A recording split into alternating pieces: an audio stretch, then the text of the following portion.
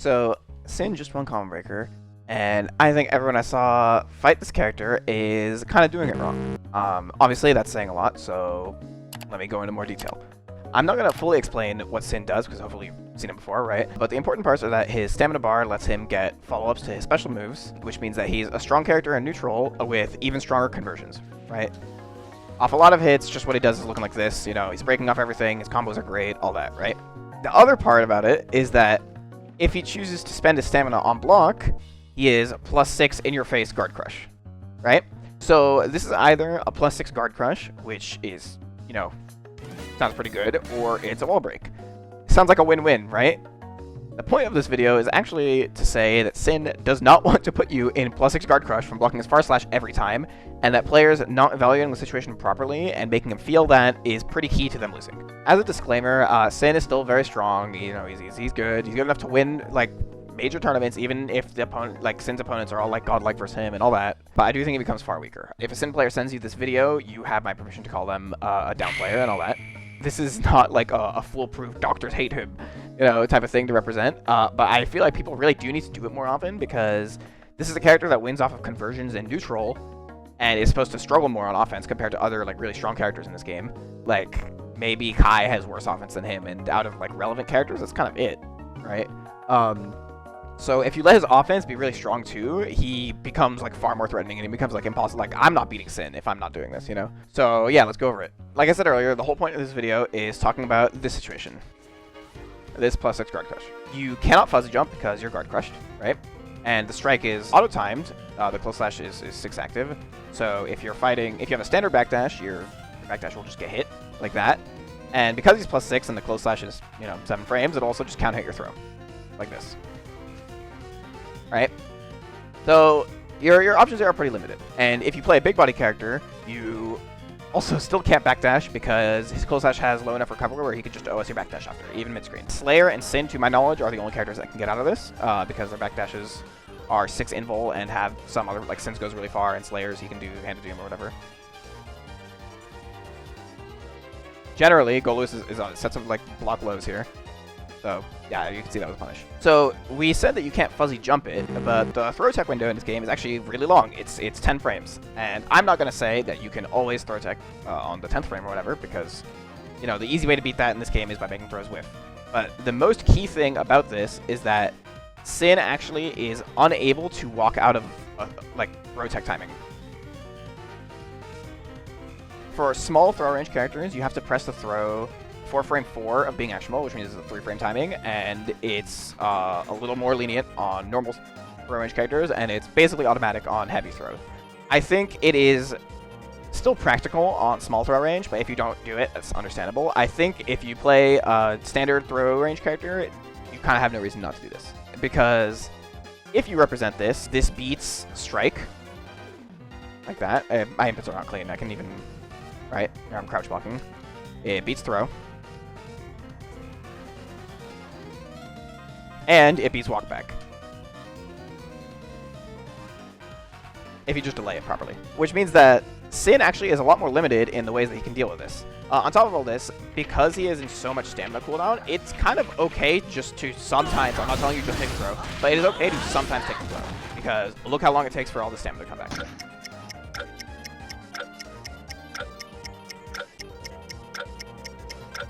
I'm making you watch all that just to prove my point. The first thing you might think is for him to do hoof stomp his overhead, right?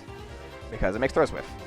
The problem with this is that because he just spent 2 stamina, he actually can't combo off this overhead past that meterlessly. Because the overhead is actually only +4, or sorry, it's +3 on counter hit, +4 on crouch counter hit.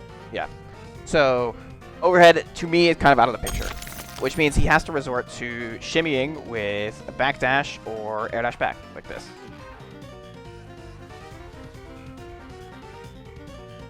Or obviously, like that, and he just does 2H and you die, right? Both of these options are a lot stronger because he can get combos that don't rely on him having stamina that he doesn't have, because he can do backdash into 2H, right? You also can do jump H, 5k car DP, but, you know.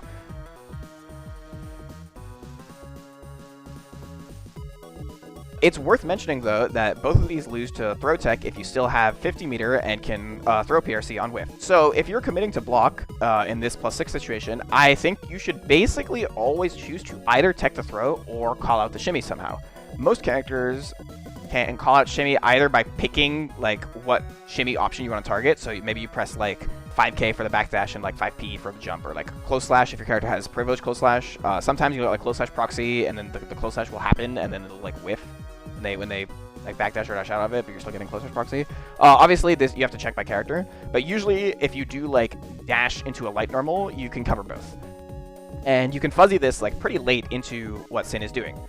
So you're choosing to block the close slash, but you are either calling out the throw or you're calling out the backdash. And the throw tech situation is still pretty good for you because his stamina takes forever to come back. So the throw tech, obviously you don't hit him, but you're still in a pretty, like, the interaction is still really good for you because he spent his stamina and it's going to take forever for it to come back, right? And obviously I shouldn't need to tell you that air hitting his backdash or air hitting his air dash back is really strong too. Also worth mentioning that some reversals will be both of these options. Smaller ones, like let's say maybe Chips, won't, but bigger ones like Sin and Leo and a lot of reversal supers, along with Strike and Throw, they'll also beat backdash, shimmy, and air dash back shimmy. So they would have to hard bait it, which would risk, of course, getting thrown. And then, I hate to be that person, but the other thing to think about is that it is actually pretty okay to take the throw, since Sin's throw key is not all that great. You know, like it's okay, but it's not crazy, right? And his throw animation is also really fast, so it doesn't even aid the whole like stamina coming back process all that much either. The thing you should look out for is if he is at 50 or is going to build 50 from the throw, it's a lot scarier because Sin players, or good Sin players, will almost always RC the throw just to get positive, because that's kind of all this character wants anyway. He doesn't actually want to run Oki or offense on you for reasons we've gone over. He kind of just wants to get positive and then just have 50 meters so that he can, you know, snowball the game. Once you start representing all these options, the average expected value of Sin, like getting in from his +6 guard crush, goes way down, since even if he lands a throw, he has to wait 13 seconds for his 2 blocks of stamina to come back. And you can even represent throw tech more aggressively with burst, since if you get shimmied, you can burst, and then he still lost his stamina, right? All this allows you to play neutral far more passively, since you don't like really mind blocking him too much once you kind of shift your mindset to this. Of course, being an offense is worse than not being an offense, but his on-block situation is far less powerful than, let's say, Happy Chaos or Nago. And I think in the first like 20 or so seconds of the game before he's going to have meter, it's probably correct to have a different strategy against him, both in neutral and on defense. An example from the tournament itself is that Keishu, in my opinion at least, played far too aggressively, which led to Umisho just getting hits on him that led to positive, making the next strike throw like far better for her, instead of forcing her to actually like, so to speak, earn the hits on offense, right? Because once Sin has 50 meter, basically all the stuff I said gets thrown out the window, right? He gets way stronger. You could just do overhead, for example. You could do overhead car time barrel, all this, right? So making Sin earn his first hit on offense, I think really does change a lot. For more examples from the tournament, right? If we look at Combo Breaker from top 24 to the end of the tournament, because those were the matches that were streamed, I only counted 3 Sin throws teched on the guard crush situation, with only 1 successful shimmy and 4 shimmy attempts the entire top 24. If you compare this to how many times people got thrown or got hit holding up or got hit by even the 2K, I think my point becomes pretty clear.